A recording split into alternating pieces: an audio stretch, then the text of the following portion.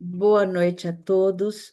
Hoje, dia 8 de março, Dia Internacional da Mulher, dia em que nossos pensamentos, de boa parte do mundo está voltado às mulheres, né? Então, é com alegria imensa que a gente abre os estudos de hoje lembrando a força, a dignidade e a contribuição das mulheres na história da humanidade, e principalmente com um estudo de Maria.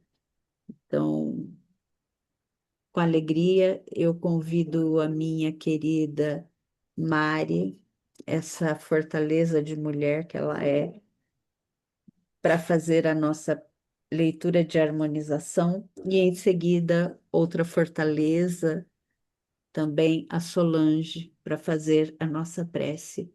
E então iniciaremos hoje o estudo, um estudo de Maria, onde a gente vai ver o papel, a Maria, mulher judia.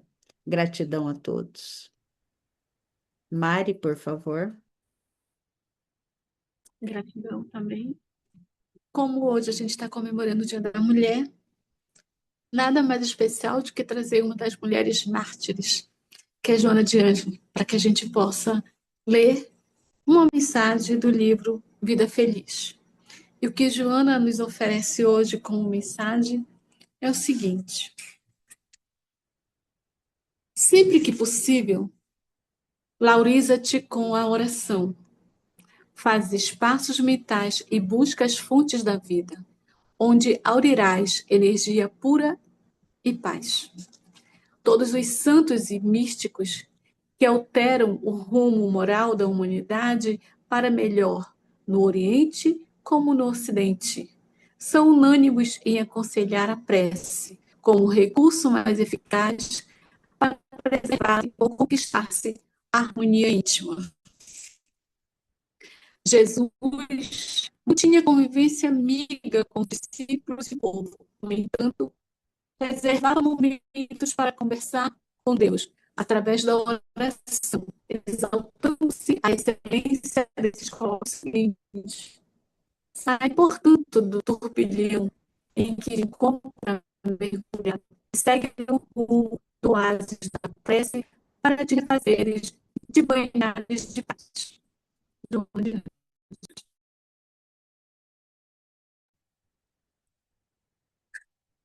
Baseado nesse texto tão importante, nessa mensagem de Joana,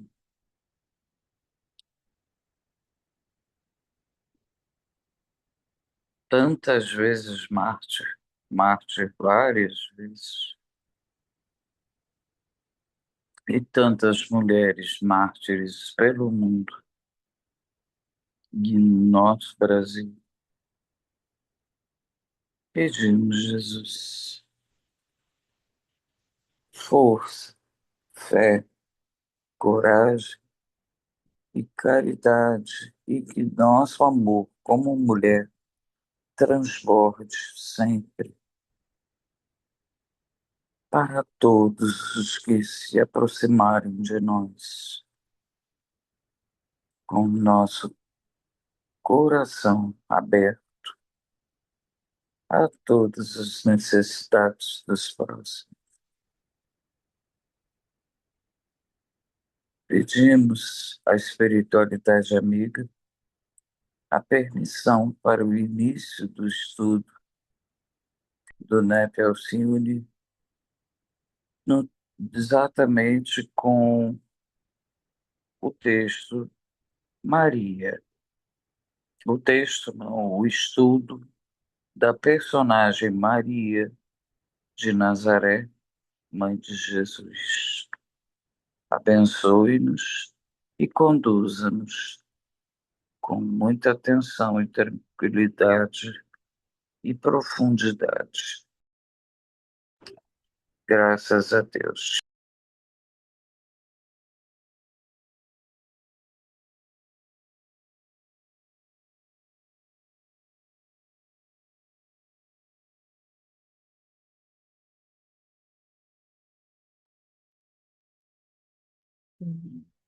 Deixa eu... Estou compartilhando aqui. Fiz uns slides.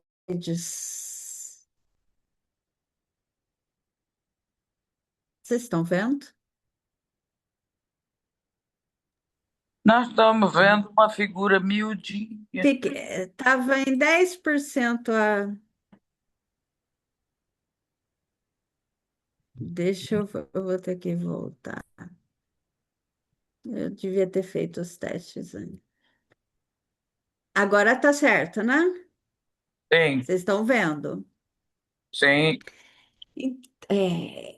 O nosso estudo hoje, meus queridos amigos, a gente volta os nossos olhares para uma figura que talvez seja uma das mais conhecidas da história da humanidade e, ao mesmo tempo, uma das menos compreendidas, Maria. Então, a gente vai ver essa mulher judia, esse contexto, o contexto histórico, todo o contexto espiritual e cultural do primeiro século. No próximo estudo de Maria, a gente entra em Lucas, capítulo 1, 26 a 37. E para a gente compreender Maria, a gente tem que compreender a passagem, né? A gente tenta compreender Jesus histórico e os nossos olhos não se voltam para Maria, né? E milhões de pessoas no mundo inteiro oram a Maria. Igrejas foram construídas em sua honra. A arte, a música, a literatura e a devoção cristã estão cheias de sua imagem. Mas existe uma pergunta muito importante que a gente precisa fazer, né? Quem foi Maria realmente, né? Então, 2,5 bilhões de cristãos acreditam, oram a Maria. E 1,5 bilhão de muçulmanos honram a memória de Maria. Isso significa pouco mais da metade da população. Então, quem foi Maria na realidade, né, nessa realidade histórica? Não apenas essa Maria da devoção, não apenas essa Maria que a gente vê na arte ou na tradição religiosa, mas a gente começar a tentar olhar para Maria que viveu na Palestina do século I, essa jovem judia de Nazaré, essa mulher judia. E às vezes a gente esquece algo muito importante, que Maria, assim como Jesus era judeu, Maria era judia. Maria, ela nasceu dentro da tradição de Israel. Ela cresceu ouvindo as Escrituras. Ela viveu dentro da esperança messiânica do seu povo. Maria, ela provavelmente ela falava aramaico, ela participava da vida religiosa judaica e ela estava inserida na cultura, numa cultura profundamente marcada pela fé no Deus único. Então, quando a gente começa a olhar para Maria assim, ela deixa de ser uma figura, um personagem distante e a gente consegue enxergar uma mulher real dentro da história, uma jovem da Galileia, num pequeno vilarejo chamado Nazaré. E a vida de Maria quase não aparece nos evangelhos sinópticos. Curiosamente, o Novo Testamento fala muito pouco da vida de Maria. Ela aparece no nascimento de Jesus, depois ela aparece novamente em alguns momentos da vida pública dele e também ao pé da cruz. Existe um grande silêncio. Existe esse 30 anos na vida de Jesus que quase não aparecem nos evangelhos, né? E nesses 30 anos da vida de Jesus, quem que estava ao lado de Jesus? Maria. Maria, a mãe de Jesus. Ela o educou. Jesus cresceu com Maria. Jesus aprendeu com Maria. Meus queridos, a hora que vocês quiserem falar, é só levantar a mão, as mãos ou o microfone, tá? Podemos combinar assim? Eu esqueci de falar no começo, o nosso estudo ele se difere um pouco do estudo de verão, que nós tínhamos uma pausa na gravação. Os estudos nossos rotineiros, eles seguem a gravação contínua. Tudo bem?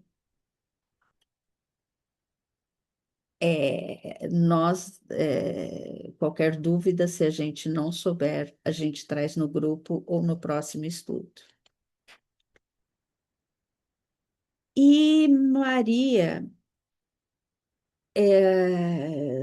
Jesus, né, viveu dentro dessa família.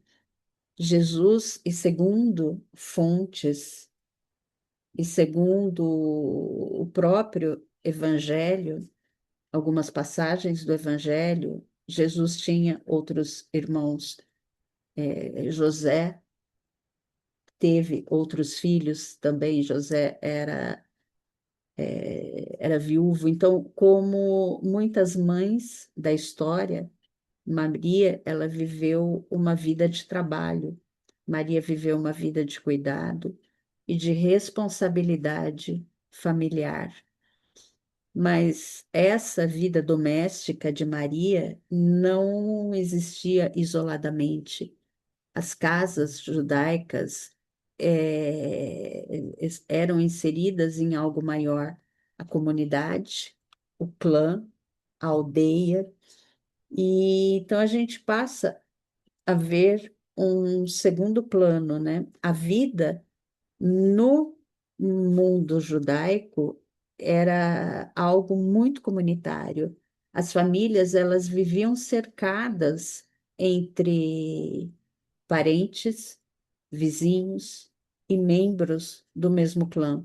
Então, as crianças, elas cresciam entre tios, entre primos, entre amigos da aldeia. E a fé que nascia dentro da casa se expandia para a vida coletiva.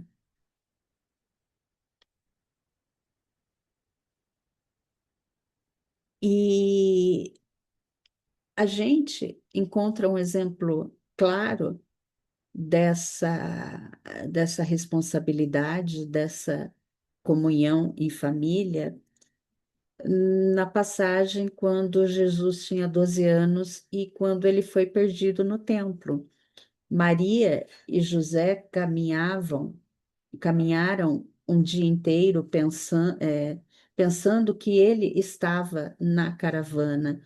E isso só faz sentido dentro daquela cultura. As viagens, elas eram feitas em grandes caravanas de famílias e de aldeias inteiras. E as crianças, elas podiam caminhar com parentes e com amigos durante o dia, e apenas à noite as famílias se reuniam novamente. E isso mostra a responsabilidade pelas crianças, e que a responsabilidade ela era compartilhada pela comunidade. Então, esse vínculo, com vizinhos, com primos, com, com a comunidade, com a família. E Maria, ela exercia, ela tinha ela era um exercício de fé dentro de casa, onde a fé era vivida nas pequenas ações do cotidiano e na comunidade. Essa fé, ela era celebrada com o povo em festas, em peregrinações e na vida coletiva. Ou seja, no judaísmo, no tempo de Maria, a fé ela começava dentro de casa, mas ela nunca terminava ali. Ela se estendia naturalmente para a comunidade, para a sinagoga, para as festas, para a vida do povo. E era ali no lar que as mulheres acendiam as velas do Shabá. Elas preparavam os alimentos segundo as leis da Torá e que se pronunciavam as bênçãos, as orações e que ensinavam as crianças as primeiras orações. Então, a casa era o primeiro lugar onde Deus era lembrado no cotidiano. E há indícios que José tenha falecido relativamente cedo, o que teria feito de Maria uma mãe viúva, responsável pela família. E isso significa algo muito profundo. Maria não foi apenas o instrumento da encarnação de Jesus, ela foi a mulher que o educou. Jesus esteve ao lado dela, recebendo os primeiros ensinamentos de sua vida, como uma mãe. E quando a gente olha, até aí alguém quer fazer algum comentário, quer trazer alguma contribuição?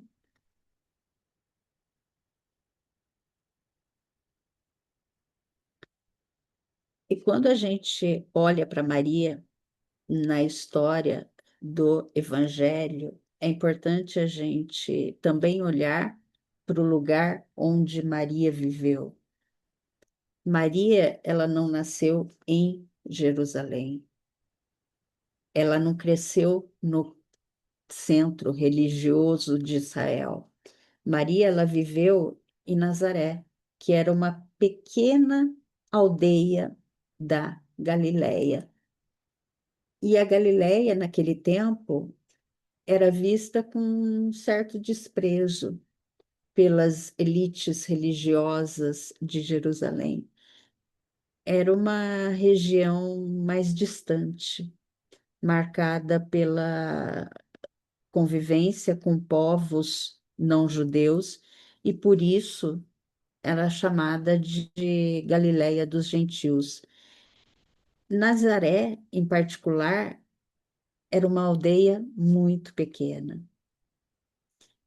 Estudiosos estimam que ela tivesse algo em torno de 200 habitantes apenas.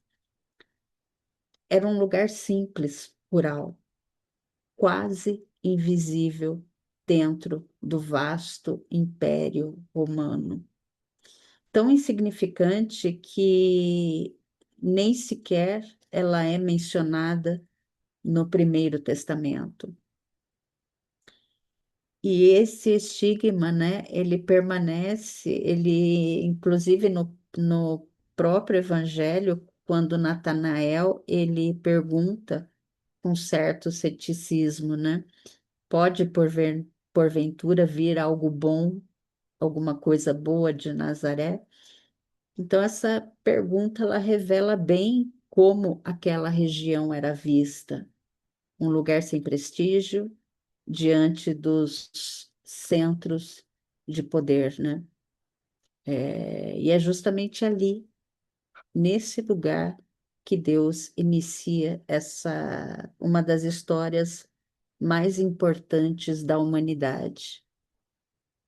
A vida nessa pequena aldeia era simples e marcada pelo trabalho cotidiano. As famílias, elas viviam em pequenas comunidades rurais, né? E a economia girava em torno da agricultura, do cultivo de árvores frutíferas, do cuidado com pequenos rebanhos e do trabalho manual. José, por exemplo, ele era considerado um artesão. Ele era carpinteiro, né? E isso colocava dentro da classe dos trabalhadores humildes, que viviam do próprio esforço diário. Era uma vida simples, uma vida honesta, e Maria também vivia dentro dessa realidade. Sua rotina provavelmente incluía tarefas comuns de uma mulher da aldeia, né? Cuidar da casa, preparar alimentos, moer o trigo para o pão. Deixa eu ver se isso tá. Aqui. Moer o trigo, buscar água na fonte e cuidar da horta, no esforço diário. Aqui eu vou falar, deixa eu só terminar de falar de Nazaré. E essa vida simples, né? Então, quando a gente imagina Maria, percebendo que ela não foi com toda essa pompa, ela, ela foi fortalecida nesse cotidiano humilde do trabalho. E a vida religiosa, né, da comunidade de Nazaré era profundamente viva e comunitária. Os habitantes, eles se reuniam regularmente nas sinagogas, eles e a sinagoga funcionava como um centro funciona como centro de oração, de leitura das escrituras, da Torá, e era ali eles, que o povo escutava os textos sagrados, era ali que eles rezavam juntos e eles mantinham vivos a memória da fé de Israel. E não havia uma separação do que era religioso e do que era comum. E as refeições, o trabalho, os deslocamentos, o início e o fim do dia, tudo era acompanhado por bênçãos, por orações. Então, era uma espiritualidade vivida no cotidiano, no ritmo da vida deles.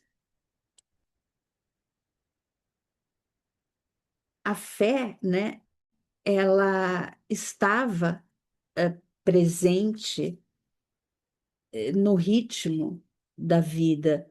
Ela não se limitava a lugares sagrados ou a ocasiões especiais. Ela estava permeada em todos os afazeres. Então, a Torá, ela orientava os costumes, as escolhas, as práticas cotidianas. Por isso, a vida espiritual era tecida nessas pequenas ações, as refeições compartilhadas no trabalho, o trabalho realizado com dedicação, os caminhos percorridos ao longo do dia e essa comunidade que se reunia nas sinagogas para a leitura das escrituras. Então, a fé, ela não era centralizada nas sinagogas, ela se estendia em cada pequena ações, nas conversas familiares, então não tinha essa separação rígida. E a fidelidade de Deus, ela acontecia exatamente nessas pequenas ações do dia a dia, onde transformava a fé em vida.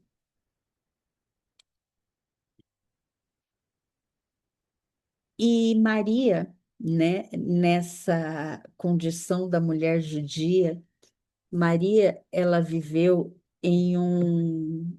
Eu vou pedir para as meninas, para quem puder depois ir me dando alerta nos tempos, a gente ainda está com bastante tempo, mas para a gente não exceder, tá? A gente não fez esses combinados.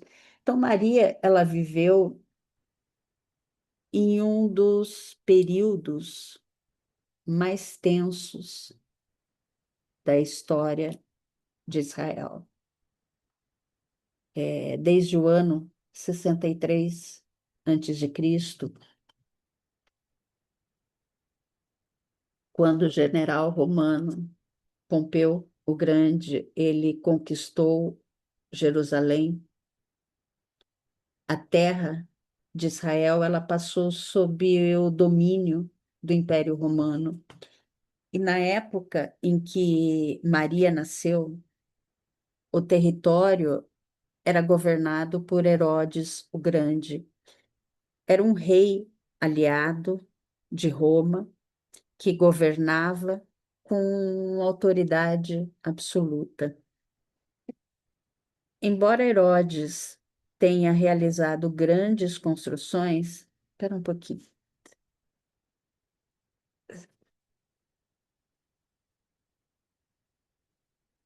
É, então, embora ele tenha realizado grandes construções, como a ampliação do Templo de Jerusalém, grande parte da população judaica o considerava um governante ilegítimo, porque ele não era da linhagem real de Davi, ele governava apoiado pelo poder de Roma, pelo poder romano, e ele mantinha o país sobre controle militar, sobre controle tributário. E após a sua morte, o território foi dividido entre os seus filhos, o que aumentou ainda mais a instabilidade política. E havia uma tensão permanente na sociedade. A presença romana, ela gerava impostos pesados, presença militar, repressão violenta, gerava crucificações e havia um sentimento generalizado de opressão. E dentro desse cenário, muitos judeus aguardavam a chegada do Messias, que veio, né, de várias profecias de profetas como Isaías, Miqueias, Jeremias, Zacarias, Malaquias, que anunciaram, né, que Deus enviaria um descendente da linhagem de Davi, que iria restaurar Israel, que traria justiça e que iria libertar o povo da opressão. Por isso, no tempo em que Maria estava, havia esse clima espiritual muito forte de expectativa. As pessoas, o povo acreditava que Deus interviria, né, na história. E era esse ambiente religioso que Maria cresceu. Maria cresceu acreditando nisso, crendo nisso. E Maria viveu esse tempo de violência, de tensão, de incerteza. E foi um período extremamente duro. A região, ela vivia sob ocupação romana. Essas crucificações, né, como terror político, existem relatos de históricos de crucificações em massa na Galileia, especialmente após revoltas contra Roma.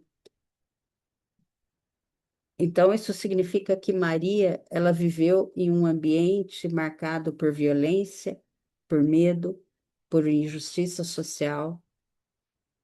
E também é nesse contexto todo que Jesus cresce. E isso nos ajuda também a compreender melhor por que as suas palavras, as palavras de Jesus, por que que ele usa tanto as palavras como justiça, como misericórdia, como amor aos inimigos, como libertação aos oprimidos, como perdão. E Maria, ela, por ela ter, como mãe, né, ela acompanhou todo o crescimento de Jesus e a gente não tem esses registros, por isso que a gente fala que é uma um dos personagens mais conhecidos, mas também mais desconhecidos, né? É uma reflexão muito interessante que Maria, ela influenciou também Jesus, né? Quando a gente ouve Jesus dizer em seus ensinamentos: não julgueis, fazei o bem aos que vos fazem mal. Quem quiser ser grande, tornar-se servo. Então, podemos imaginar que muitos desses valores foram aprendidos dentro de casa, no valor do lar, com os valores sendo ensinado por essa mulher, por Maria, como acontece em qualquer, como é para acontecer em qualquer família. Porque antes dele se proclamar como mestre do mundo, antes dele trazer a sua identidade, Jesus foi filho e Maria foi sua mãe. Maria foi a sua primeira educadora. E com o passar dos séculos, a tradição cristã foi elevando Maria cada vez mais a um lugar alto de devoção. E isso tem sua beleza, mas às vezes esse processo, com esse processo, a gente acaba perdendo a vista, perdendo de vista a Maria histórica, a jovem judia, a mãe, essa mulher forte, essa mulher empoderada, que atravessou inúmeras dificuldades. E quando a gente começa a olhar, e quando a gente recupera essa dimensão humana de Maria, algo muito bonito acontece, né? Maria se torna ainda mais grandiosa do que as, a religião atrás, né? E hoje, particularmente no Dia Internacional da Mulher, um dia que começou com lutas de mulheres, olhar para Maria também nos convida a lembrar de algo muito importante. Na história da humanidade, muitas mulheres foram esquecidas, mas que Deus não esquece nenhuma delas. Deus não esquece nenhum de nós. Ele escolheu uma mulher para ser instrumento da chegada do Cristo ao mundo. Uma jovem de Nazaré, uma mulher de fé, uma mulher de coragem, Maria. E talvez o maior ensinamento dela seja justamente este, que as grandes transformações da humanidade, muitas vezes elas começam nas vidas simples, no silêncio dessas pequenas coisas. Alguém quer comentar algo? Algo que leu do material que foi enviado? Alguma contribuição?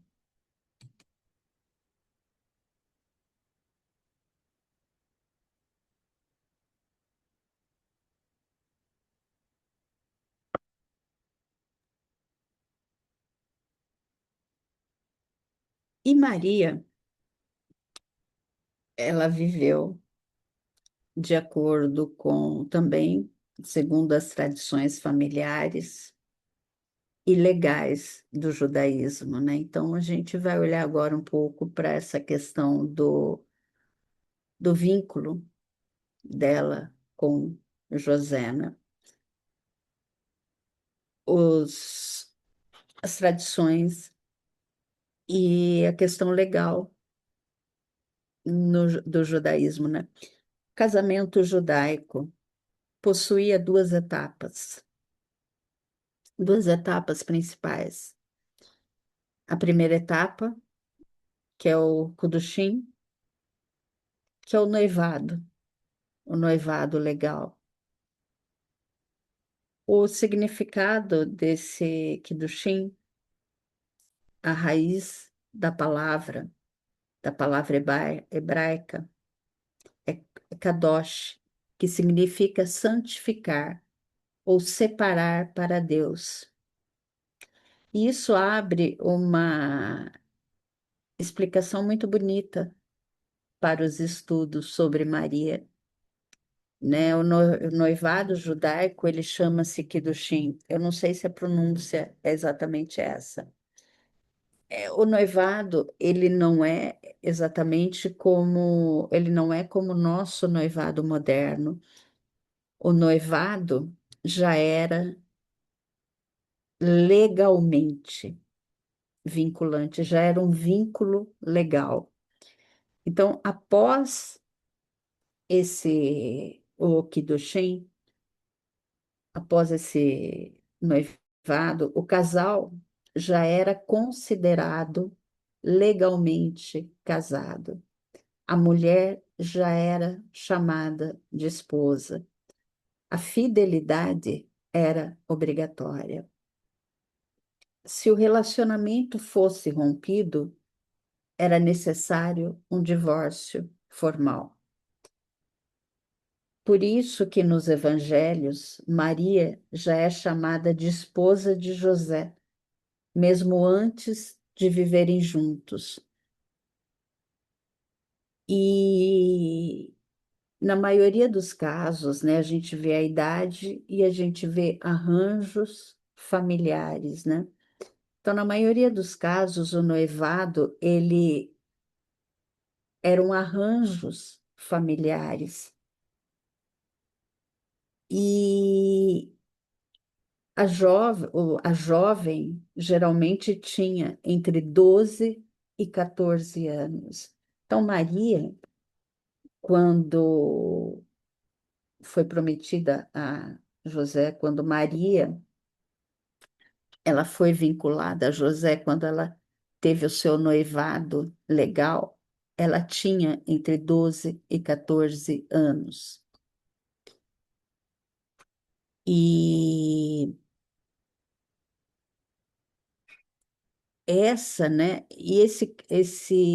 o casamento, ele envolvia acordos familiares, aspectos econômicos e compromissos sociais, mas também tinha esse profundo significado religioso. Então, era uma parte importante da organização social judaica e era uma preparação para o casamento.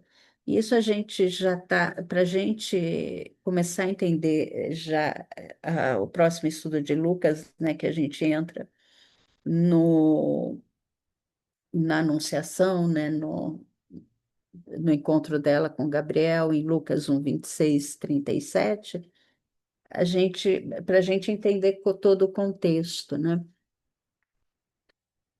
E após essa, após esse noivado, né?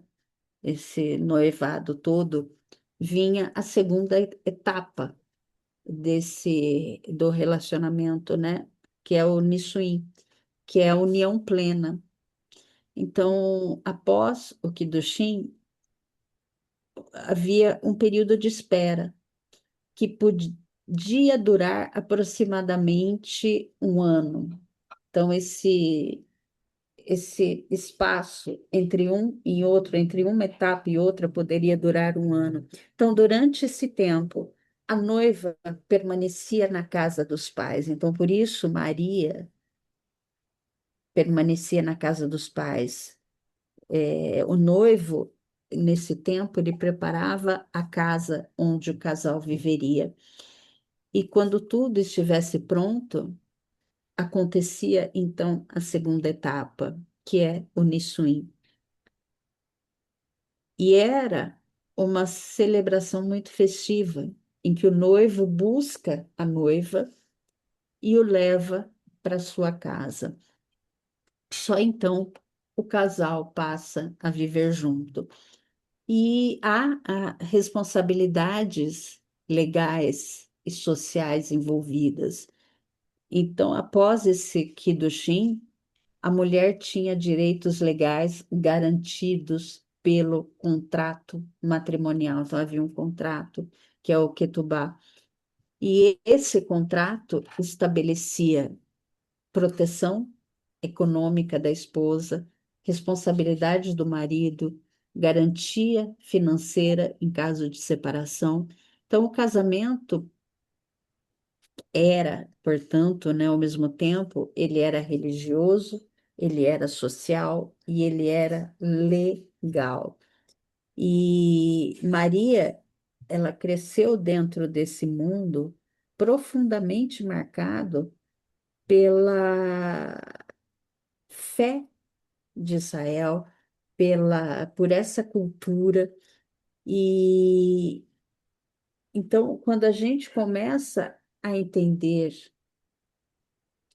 essa Maria, né, que foi devotada por muitos, essa Maria, dentro de todo esse contexto, a gente percebe uma Maria, né?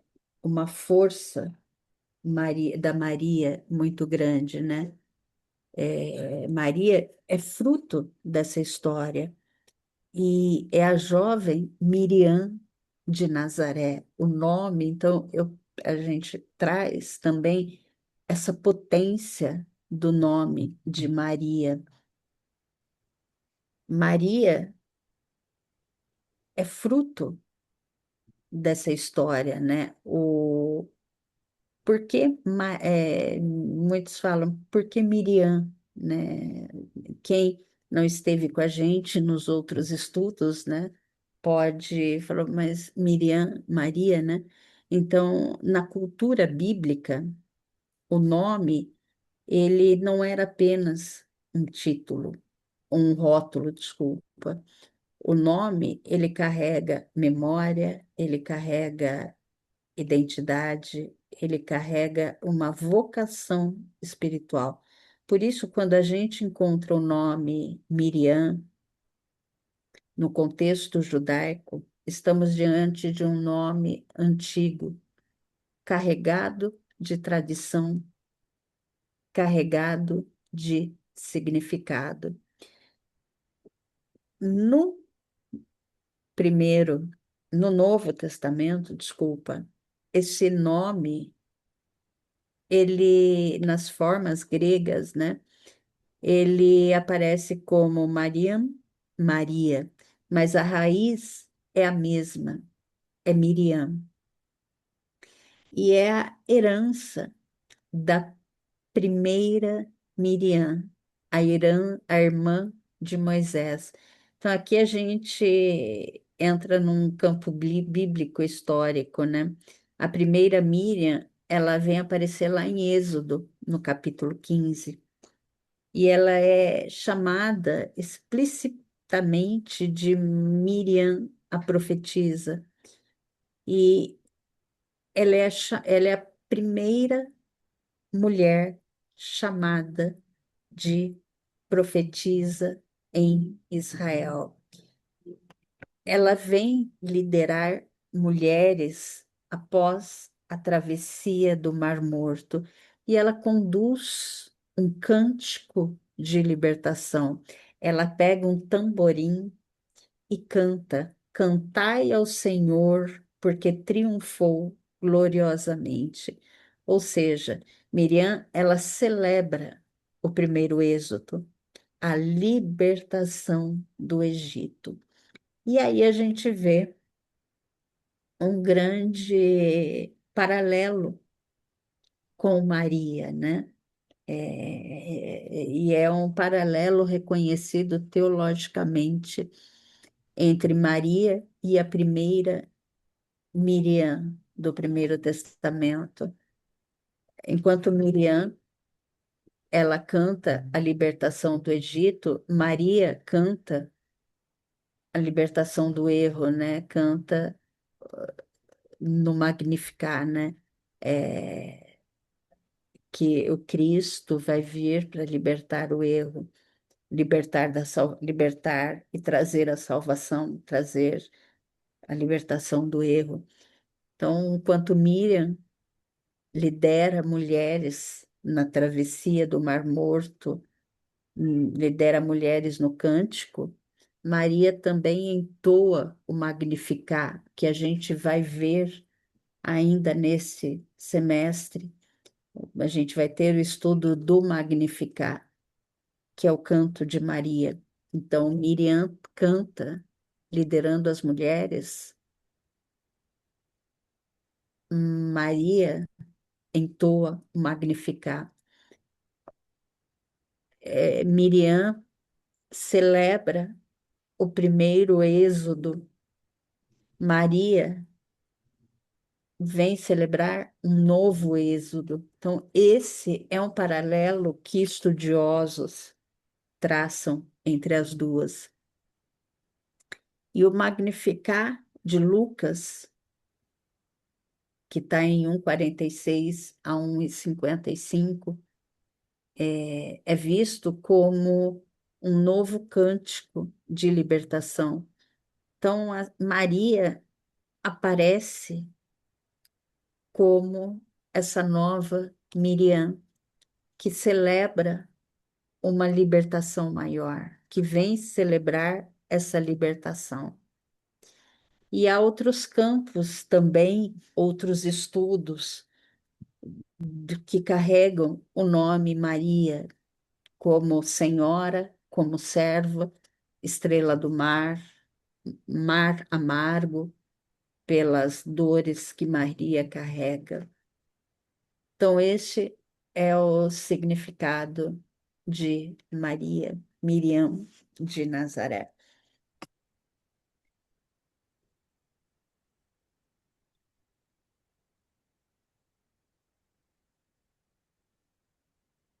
E nós temos a grande esperança messiânica, né?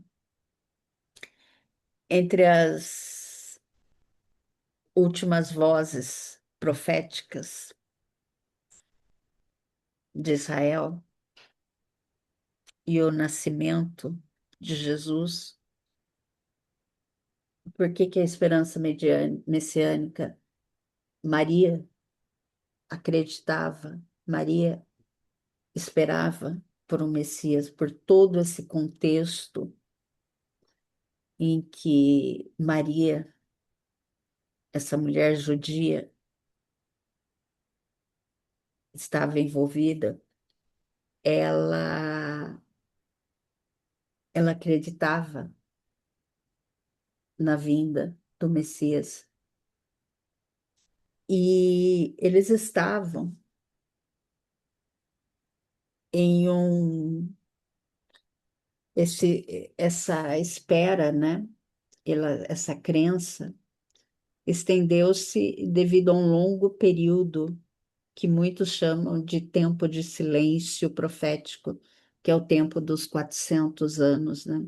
De aproximadamente 4 séculos se passaram desde as últimas palavras de profetas como Malaquias, como Isaías, Miqueias, Jeremias. E uma coisa que é bom a gente entender, os profetas, eles não aconteceram numa ordem cronológica, eles aconteciam em várias localidades. Então, haviam vários profetas que levantavam vozes em regiões, né? E da última profecias que houve, profetizando a vinda de Jesus, que foi Malaquias, é, passou-se um tempo de quase 4 séculos, 400 anos. E durante esse tempo não surgiram novos profetas reconhecidos com a mesma autoridade das antigas escrituras. E, contudo, esse silêncio não significou, em hipótese alguma, ausência de Deus. Foi antes um período de espera, de maturação espiritual e de profunda expectativa. O povo judeu vivia sob sucessivos domínios estrangeiros. Primeiro os impérios helenísticos e mais tarde o poder de Roma. E em meio a todas essas tensões que a gente viu por cima agora há pouco, impostos pesados, crises sociais, o coração do povo, no coração daquele povo, crescia essa esperança ardente, essa esperança messiânica. Eles acreditavam que Deus interviria novamente na história. E esse vai ser o ponto do nosso próximo estudo, né? Quando Maria recebe a vinda, recebe o Gabriel, que a gente também estudou. Então, essa esperança, ela era alimentada por por essas antigas promessas. Isaías tinha falado a eles de um tempo em que a luz surgiria para que os caminhos nas trevas surgisse e de um rei justo que vinha trazer a paz, que vinha trazer a restauração. Miqueias, ele anunciou que de Belém surgiria aquele que governaria Israel. Miqueias foi o primeiro que a gente também já estudou, que o primeiro a trazer a profecia da gravidez. Jeremias, ele recordou que Deus ia trazer um renovo justo da linhagem de Davi. Então, todas essas palavras desses espíritos, também espíritos superiores, grandiosamente superiores, como Maria, que tem como missão o desenvolvimento da humanidade, trazer esse marco, essas palavras atravessavam gerações e eram lidas nas sinagogas, repetidas nas orações e guardadas na memória coletiva do povo.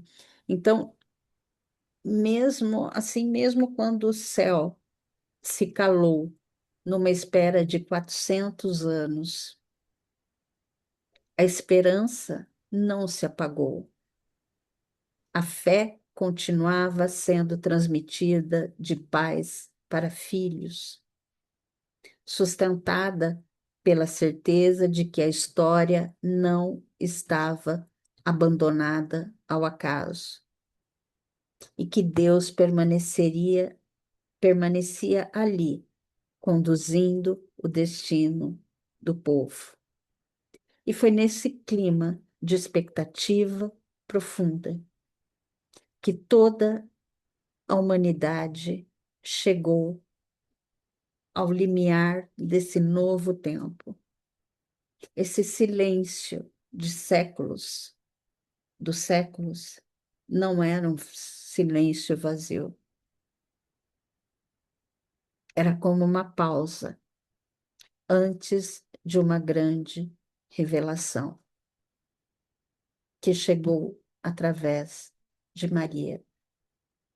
Então, no coração daquele povo que aguardava o cumprimento das promessas, preparava-se o grande cenário para a chegada do Cristo.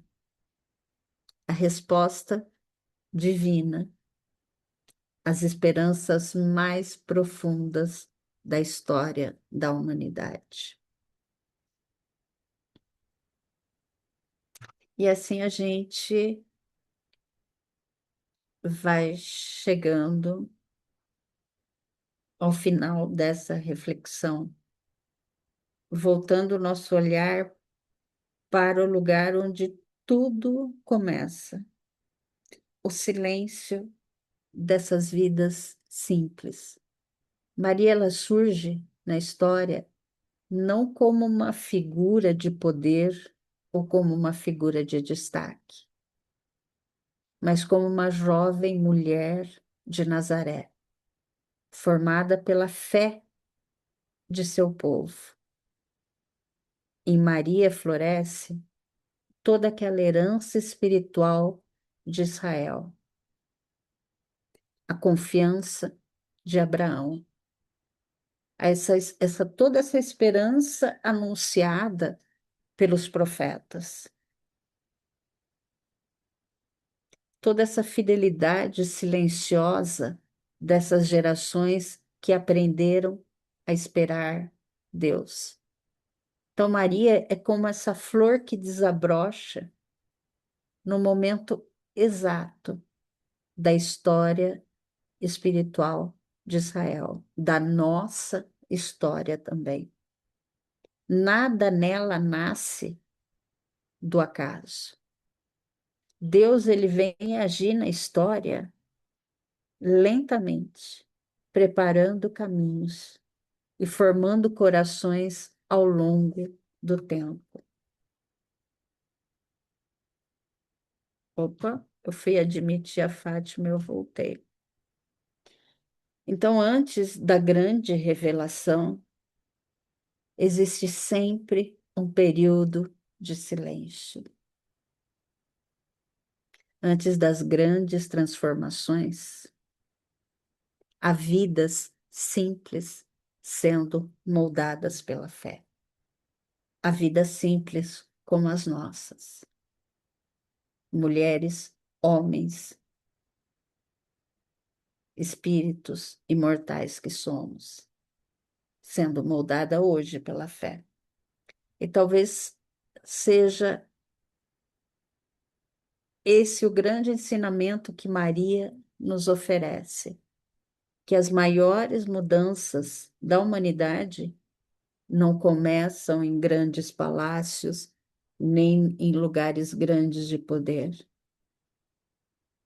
mas elas acontecem no cotidiano nosso, no coração de pessoas simples, que sem saber estão sendo preparadas por Deus para transformar a história, mesmo que seja, mesmo não, a nossa história.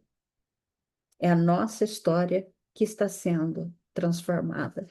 Solange, minha querida.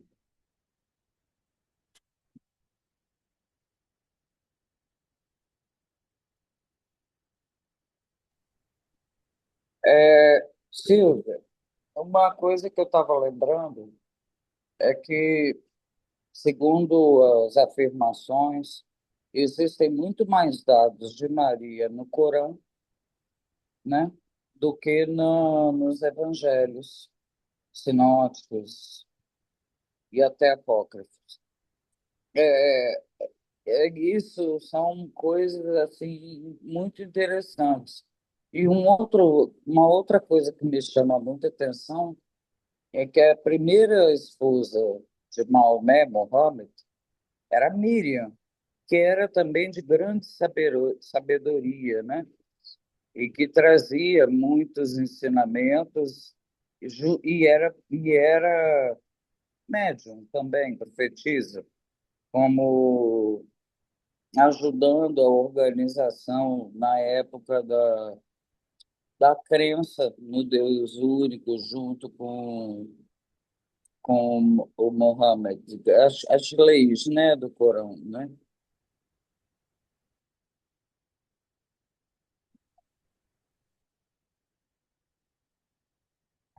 Maria, ela é citada, eu não me recordo o número, mas nós já temos esse número que nós já o estudamos, mas eu acho que é quase 2.000, se não me engano, 2.000, ou eu acho que, eu não sei quanto que é, Mágida?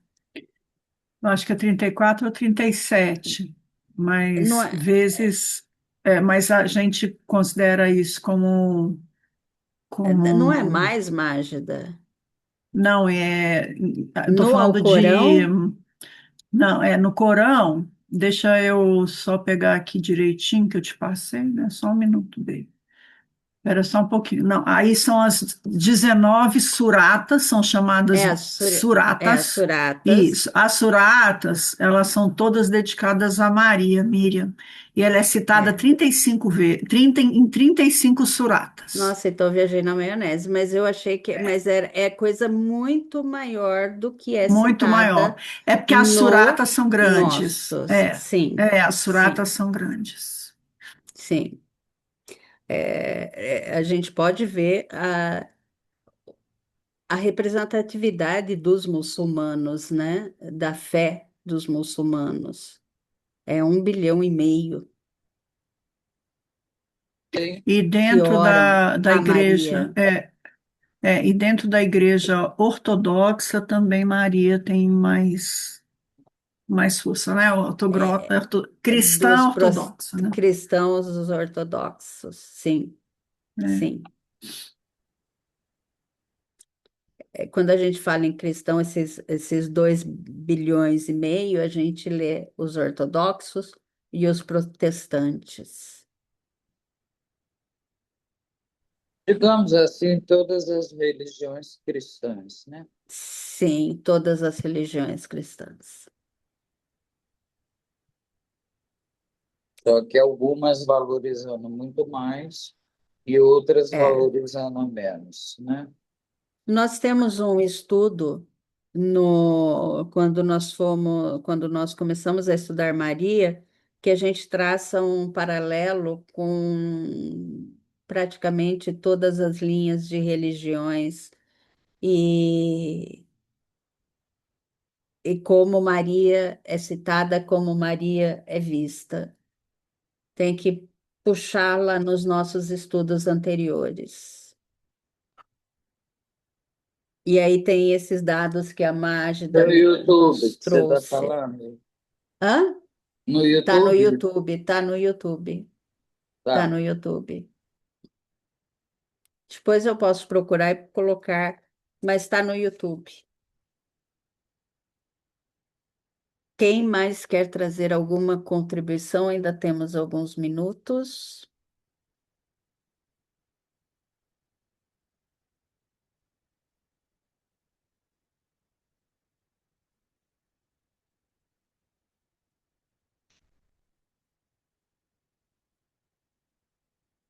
É interessante ver que os judeus em si Só um não pouquinho, Solange. Você vai tirar aqui o compartilhamento, Silvinho, ou você ainda vai fazer mais? Não? Então, é só para a gente colocar. Ih, pronto. Aí fala, Solange, desculpa. Agora dá para ver todo mundo. é interessante ver que os cristãos atuais, né, e os antigos, depois da vinda do Cristo, eles têm uma, eles consideram ainda como um profeta, ele é um profeta menor, com um texto pequeno, e Maria muito pouco considerada por eles, né, na, na, dentro da importância histórica e espiritual.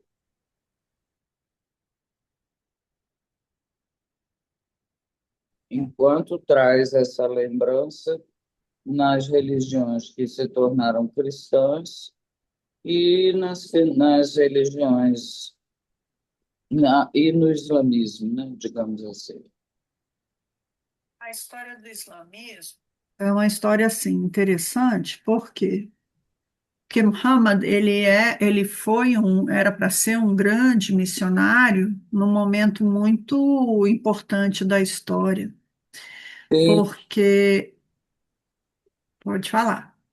não, ele teve essa primeira esposa, muito iluminado, que o ajudou muito, porém a segunda esposa o levou à perdição, né? Ele se perdeu nos valores materiais. E aí, pelo que eu já li, né? Aí faz tempo. E aí ficou muito ficou muito confuso o que ele passou de informação, de valores, de fato, esse meio para o final da vida dele, né?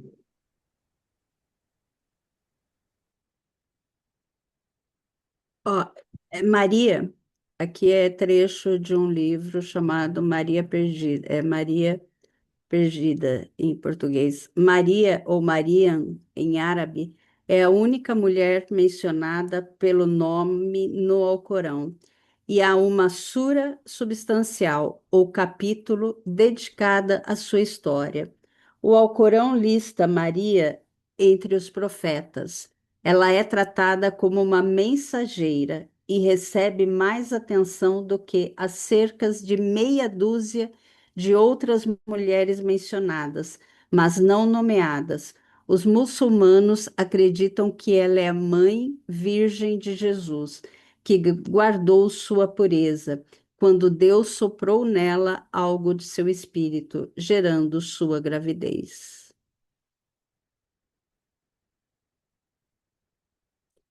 Aí É a gente muito teria que quando a fazer gente. um estudo. Aí a gente vai ter É, que fazer um estudo, se assim for, né? Especificamente do olhar de Maria dentro do Islã, a história, né, de como foi construído e como é que veio a trajetória, para a gente poder, porque é muita coisa, né? As suratas que estão ali no Corão, elas não são sob o olhar, obviamente, que a gente, né? A construção é toda uma construção própria dentro do olhar ali do Islã. E especificamente, porque toda a trajetória do que aqui as pessoas chamam de Maomé, mas no Oriente Médio é Muhammad mesmo, né? Muhammad é como ele, como escolhido, num primeiro momento ele auxiliou muito, porque estavam acontecendo circunstâncias históricas terríveis, e ele, num primeiro momento, ele conseguiu sim fazer uma contenção daquilo, mas infelizmente teve um momento e a partir daí. Então, vai ser um estudo, se a Silvinha depois arranjar, porque já está tudo organizadinho, viu, Solange? A sequência dos estudos que Silvia vai conduzir de Maria, mas de repente, em algum desses intervalos, a gente faz, para ter um entendimento mais abrangente, né?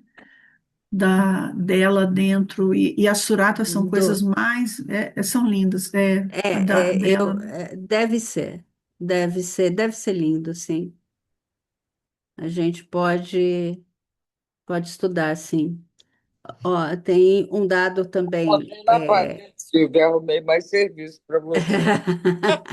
Aqui a gente estava estudando as profecias em relação a Maria. Aí a Mágida falou assim, mas a gente podia estudar o anjo Gabriel, né? E a gente começou a estudar o anjo Gabriel, Solange. Aqui um dados que a gente já estudou e como eu falei, né? Eu estou em plena menopausa, então minha cabeça eu não guardo muitos dados, então esse dado que a Magda me corrigiu, e aqui tem outro, né, que eu estou nesse livro, né? As evidências no Novo Testamento sobre certos aspectos, que é um dado que a gente já tem, esses dados em estudos anteriores, podem ser consideradas escassas. Agora, em relação ao Primeiro Testamento, né? Maria aparece cerca de uma dúzia de vezes nos evangelhos do Novo Testamento e uma vez no livro de Atos. Essa omissão, um tanto estranha, dificilmente parece ser por acaso. Há evidências de que isso se baseou mais em teologia do que em história, e há bons argumentos de que a diminuição da importância da família terrena de Jesus, para além de seu nascimento, foi intencional. Aí fala que Paulo visitou Jerusalém várias vezes nas décadas de 40 e 50 e menciona mulheres.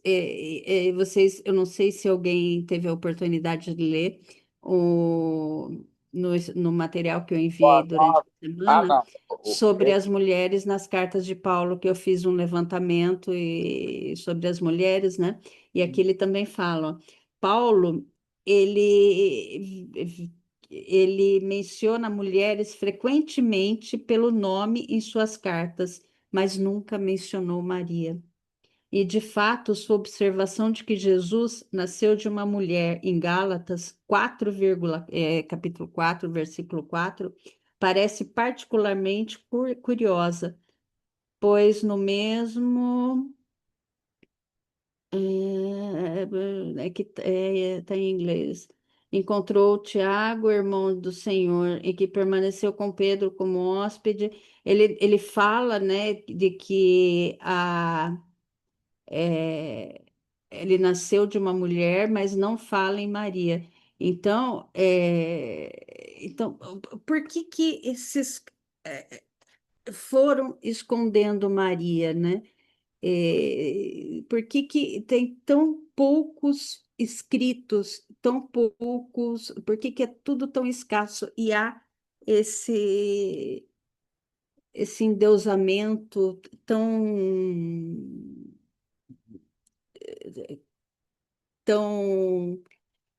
elevação dela, né, em ouros e pompas, né, e sendo que ela é essa mulher judia, acho que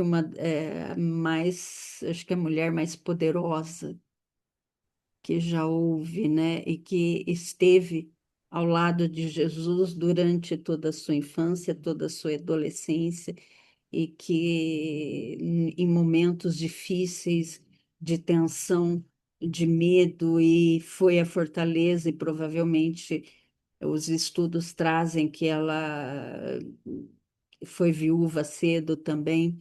Por favor, Liliane, fale, minha querida. Tá mutado o microfone. Acredita, Anne, de novo? Não,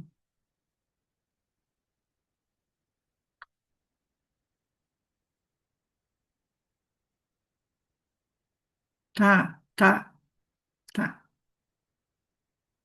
É uma coisa interessante, porque enquanto a Anne se prepara lá, aí você me interrompe, Anne, quando você conseguir, tá?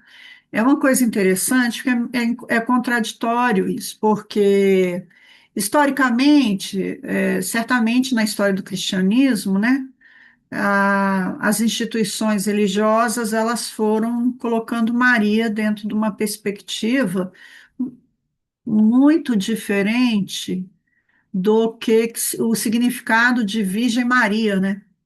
Lá atrás, no hebraico, não é isso.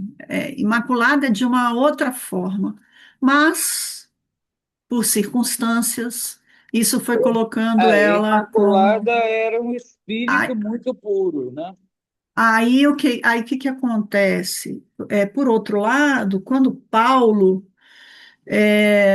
Lucas não conheceu Jesus, não acompanhou Jesus, né, quando ele encarnado. Então, e Lucas tinha formação grega, né, e era médico, né? E aí, o que acontece? Paulo diz assim, Lucas, vá lá ficar com João e Maria e conheça a história do mestre com Maria. E aí, é através do Evangelho de Lucas que mais vezes ele cita, ou talvez o único que tenha citado algumas passagens assim. E no silêncio do seu coração, ela guardava em silêncio para quando, eu estou falando das palavras da Marge dessa parte, os desafios chegassem, ela colocasse em prática. Então, Lucas cita muito essa resignação, porque desde o início, lá no templo, quando ela levou Jesus pequeno, bebê, e que ali dentro, né, o Simeão falou: Olha, uma espada trespassará. Você imagina uma mãe já dizendo isso. Então, ali, todo o processo também, Lucas começa a descrever. Quem tiver interesse de dar uma olhadinha lá, vai encontrar essas passagens maravilhosas, e no silêncio do seu coração, ela guardava para ali. Anne, já consegue? Tem que Sim, abrir agora. consigo pelo celular. Pronto, ótimo, ótimo. Eu vejo no outro e escuto e falo no celular. O que eu o que eu estava vendo assim, ó, o ano passado eu assisti algumas aulas do professor Leandro Carnal. Ele fala também o aspecto histórico, né? Ele vai falar em relação a Maria, que ela seria, e tanto que não há muita ênfase a José, mas ela seria da origem de Davi, né? Do rei Davi, Sim, para cumprir a profecia até. Então a ênfase é nela. E que ela tinha um tio que era sacerdote, frequentava. E normalmente as mulheres que tinham sacerdotes na família, que eram, elas também eram alfabetizadas e conheciam os trechos da Torá. Então, ela frequentava e conhecia. Não quer dizer que ela falasse, né, na sinagoga, mas ela conhecia o suficiente para transmitir isso também, e era alfabetizada. Então, há indícios dessa natureza. E aí a questão de terem afastado, eu não consigo entender por que ressaltam nela a ideia da família carnal ser de origem do rei Davi, porque no primeiro século os que começaram a construir a ideia, os evangelhos, não falarem nela. Ou porque era muito óbvio, não falavam, né? Não escreviam porque era assunto corrente, ou porque mais tarde os que escolheram e trabalharam os evangelhos alteraram para não ficar nessa questão da família carnal, É, né? E é, saltar os valores morais, os valores da mulher, que naquela época a gente mulher não significava nada, né? E ressaltar mulher era muito difícil, era quase inconscientemente eles não falavam, né? Ponto. tem um, até eu e Silvinha estamos acompanhando aí já tem um tempinho, tem um estudo que eu diria assim que ele está sendo muito bacana porque está sendo feito, já estamos aí, eles já estão aí em vários episódios, que se chama assim, está na Web Rádio Fraternidade, olha lá no YouTube, que se chama A História do Cristianismo. Quem faz esse estudo é o Jorge Larra e o Rafael Siqueira. E essa questão é complexa, por quê? Porque ela não permeia especificamente Maria e não permeia especificamente um personagem histórico, mas são várias questões e complexas de arranjos de casamento, quem assumiria os tronos dos impérios, como é que era o olhar disso, quais eram as intenções, né? E aí vai permeando e aí fala a história do cristianismo e tudo isso é ponto a ponto, né? Vai trazendo desde o século I e vai colocando, amarrando de todas as formas. Então, assim, nós estamos hoje no estudo de Maria, mas quem quiser ter uma ideia um pouquinho mais sobre a história do cristianismo e tudo que é composto, é interessante de ir lá, tá? Chama A História do Cristianismo, Web Rádio Fraternidade, Jorge Larra e Rafael Siqueira. Século a século. Bem lembrado, Mágida, dessa série. Recomendadíssimo. A Juliette deixou um comentário aqui. O noivado era o período em que ambos se preparavam para viverem juntos. Se conheciam, pois na maioria das vezes os noivos sequer se conheciam pessoalmente. E a verdade é que Maria, juntamente com seus outros filhos, sejam eles de José ou sejam biologicamente dela, como há estudos, né, que existia essa família carnal, foi que essa história, né, ela foi intencionalmente removida de muitas fontes, né? E como resultado, a nossa cultura herdou uma Maria mítica, uma Maria lendária, uma Maria moldada por 2000 anos de histórias, de teologia e de dogmas dessa pureza, dessa ornamentalidade, né? Que nós também já vimos, Maria é uma das maiores representatividades na arte que tem também. Então, Maria tem fontes de que ela é uma das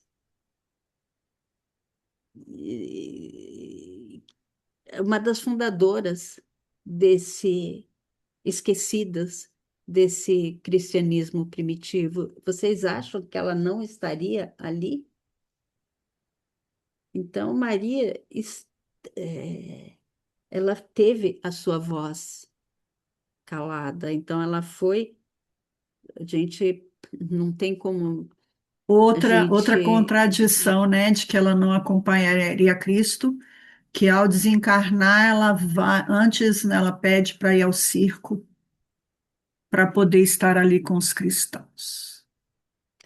Olha, para falar que ela não acompanhava Jesus, não e tem ela como. esteve ali, É, né? Então, existem Sim. contradições mesmo Concorda, né? para gente colocar de uma forma muito. E aí, aí tem que entender mesmo a complexidade da história humana, né? Não é uma história. nós, Mas a coisa nós interessante estamos é, abrindo os olhos, isso é importante, né? não é? É. E sentindo, né? A gente está trazendo Jesus para cá, a gente anda com ele conosco, né? Já é algo extraordinário.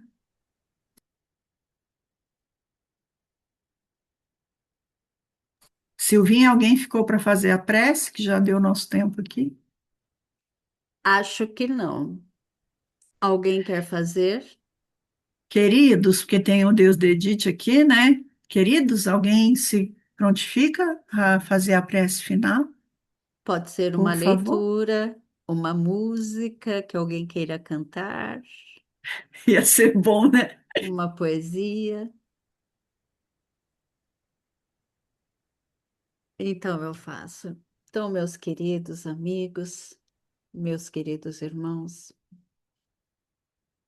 embalados por essa vibração tão profunda que Maria nos proporciona, vamos elevar ainda mais os nossos pensamentos em Maria, em Jesus, em nosso Pai, Deus, e pedir a eles por nós, pelos nossos familiares, pelos nossos amigos, aos nossos irmãos menores, aos nossos irmãos em situação de incertezas, em situações de dores, em situações de confrontos, de lutas, sejam elas dores íntimas ou dores físicas. Abençoa Maria, abençoa Jesus. Leve a esperança onde o amor não esteja conseguindo chegar. Leve o consolo aos necessitados e aos desesperados. Leve o restabelecimento da saúde física, da saúde emocional. E pedimos, Senhor, a todos nós, em nossos momentos de fraqueza, em nossos momentos de dor, em nossos momentos de luta, internas e externas, que também nos ampare, Maria, nos acolha e que possamos auxiliar para quando um irmão nosso estiver em situação de auxílio. Pedimos a permissão para encerrar esse estudo e que possamos no próximo encontro nos reunir em saúde, em alegria, em muito boa disposição. E a todos que não puderem estar aqui presentes, que recebam o nosso carinho e o carinho de Maria, o amor de Jesus e a proteção de Deus. Permaneça conosco, hoje e sempre, Que assim seja. Graças a Deus. Graças a Deus. Graças a Deus, que assim seja.